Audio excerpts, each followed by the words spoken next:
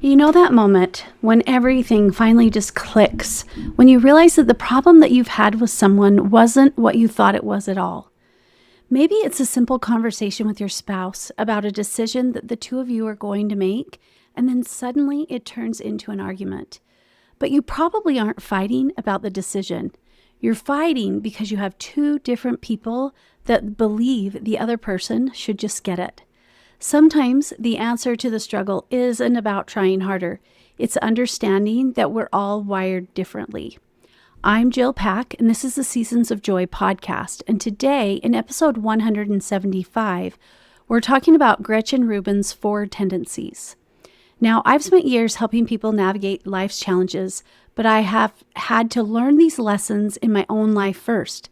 The tools that I teach here and to my clients are things I have spent a lot of time learning about and how to apply them to myself and to my life, and I'm continually working on them. So I am in this with you. I also believe that life is 50-50.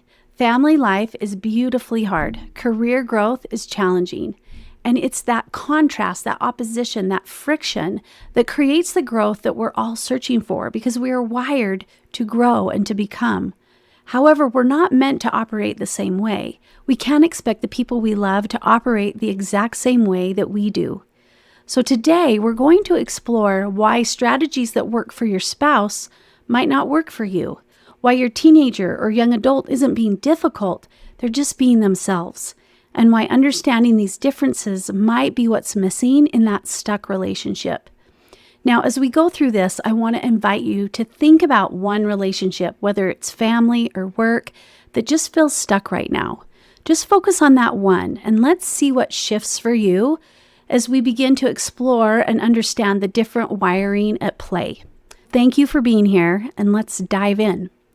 Let's talk about family life. Maybe you think your daughter is being stubborn when she questions every family rule.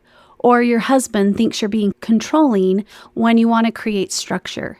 It may feel like you're swimming upstream because you're fighting against your natural wiring instead of understanding it. Now, we all have 2 types of expectations pushing at us every single day. We have outer expectations.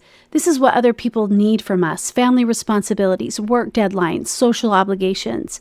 And we have inner expectations, those promises we make to ourselves, exercise goals, creative projects, personal growth. But what if people aren't actually trying to make life difficult for us? We just process these expectations differently. When we understand this, our relationships actually can improve.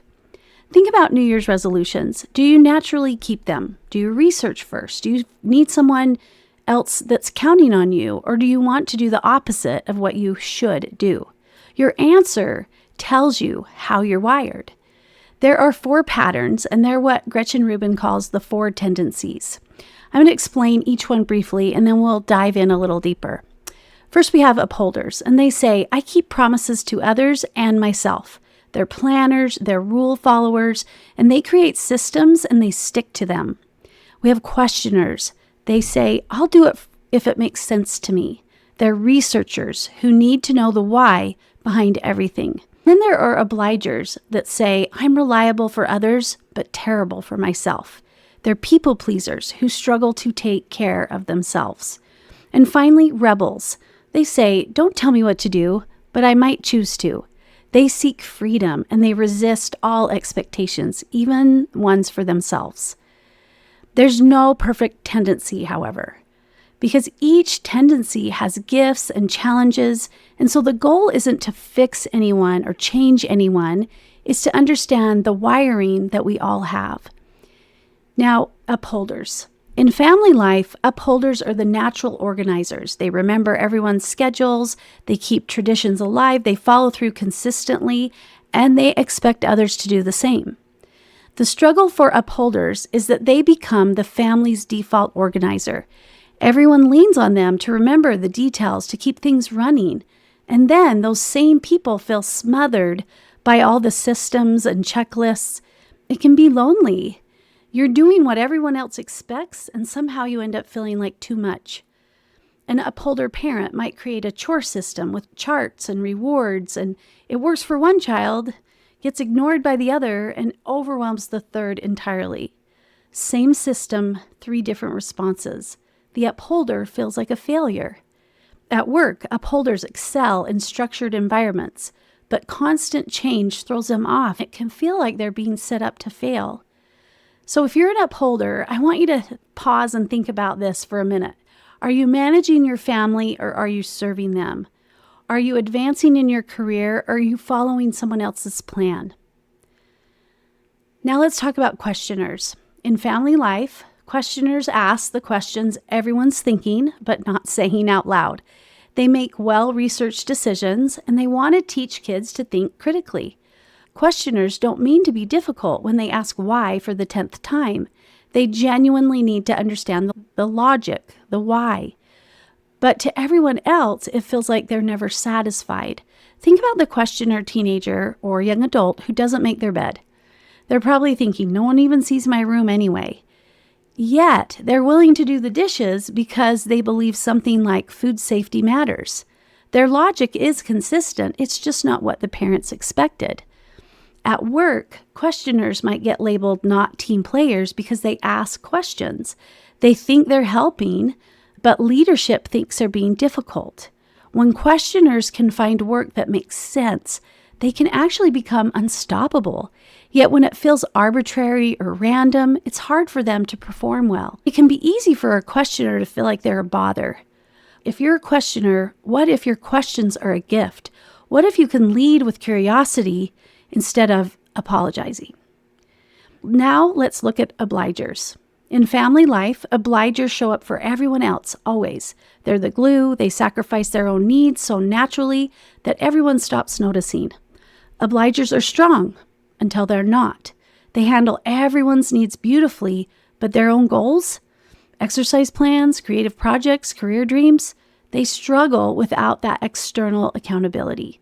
Sometimes they have obliger rebellion. This is when years of unexpressed needs explode in what looks like anger, but really is exhaustion.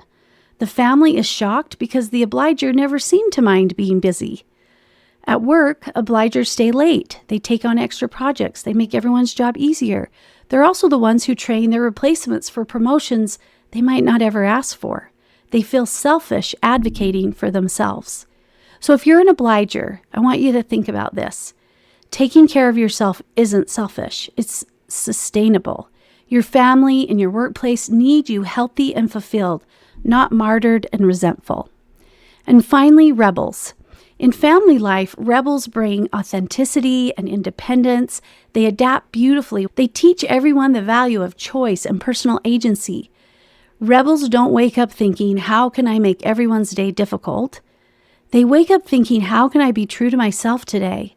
In a family that needs structure and predictability, this can feel overwhelming and even threatening.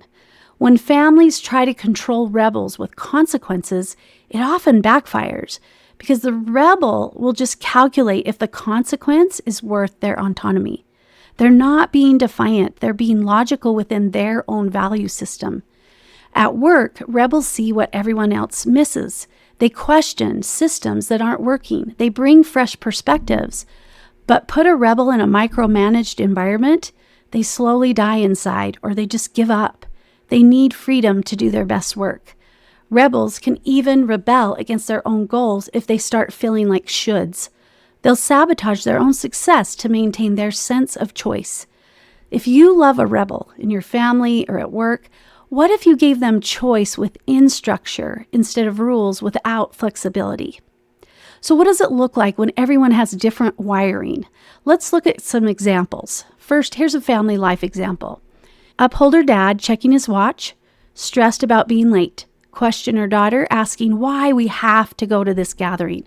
Obliger son agreeing to be ready but still in pajamas because he got distracted.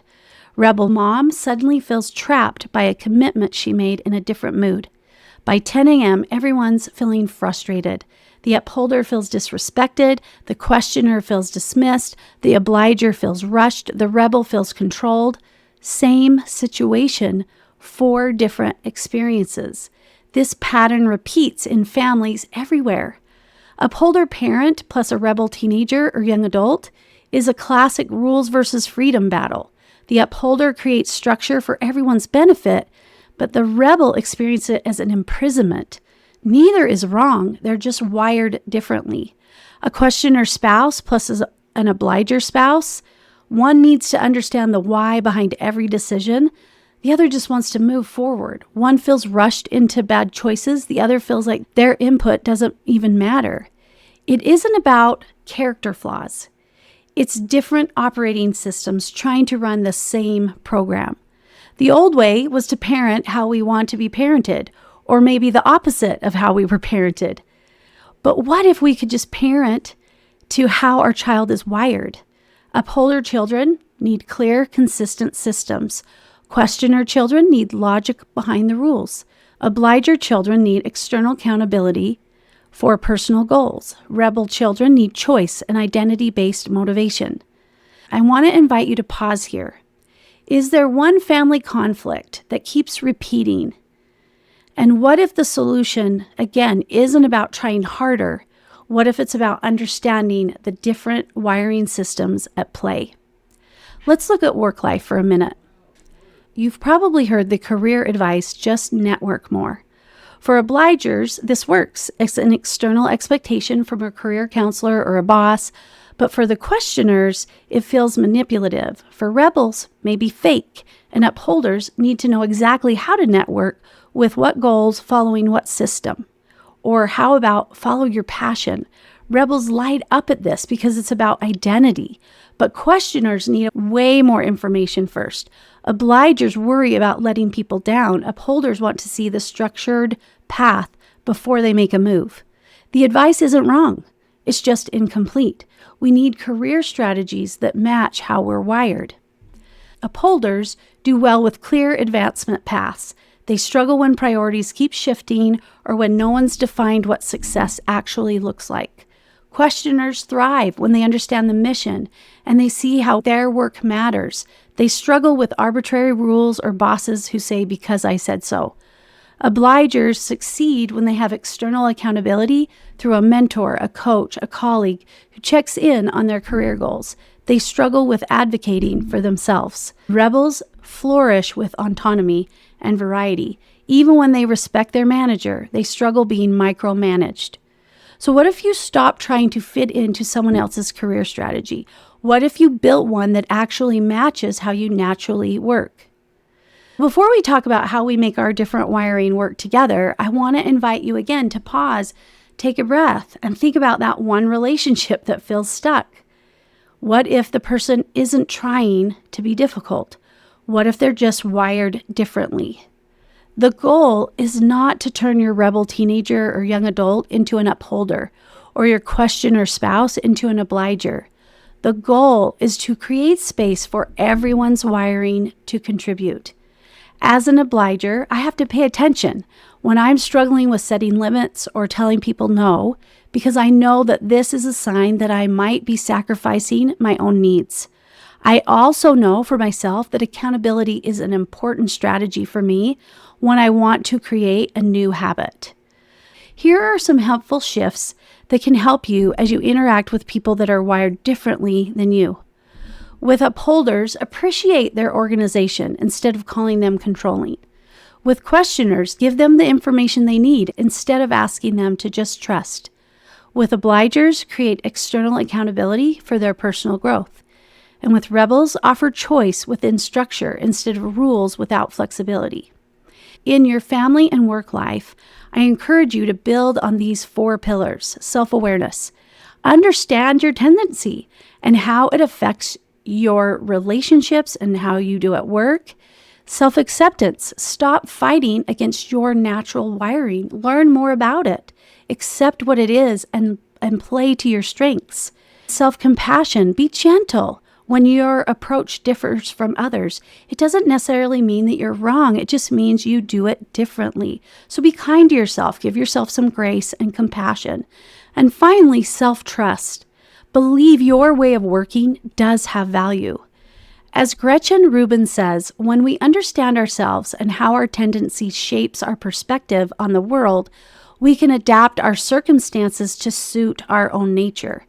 And when we understand how other people's tendencies shape their perspectives, we can engage with them more effectively. The 4 tendencies explain why we act and why we don't act. So this week, try one thing differently. Remember, life is 50-50, beautifully hard, necessarily challenging. Family relationships will have friction. Career growth will feel difficult sometimes, but when we understand how we're all wired differently, we can work with that friction instead of against it. So your invitation, figure out what your tendency is. You can take Gretchen Rubin's free quiz at gretchenrubin.com. I'll put a link in the show notes, as well as a link to her book that talks about the 4 tendencies. And then what tendency is one important person in your life? How might understanding this shift that relationship? And what would happen if you stopped fighting against your wiring and you started working with it? I believe understanding leads to compassion for ourselves, for the people we love. When we stop trying to change each other and we start trying to understand each other, our relationships change. You don't have to have it all figured out. You just have to be willing to pause, ponder, and try something different. Thank you so much for being here, and I wish you a joyful week.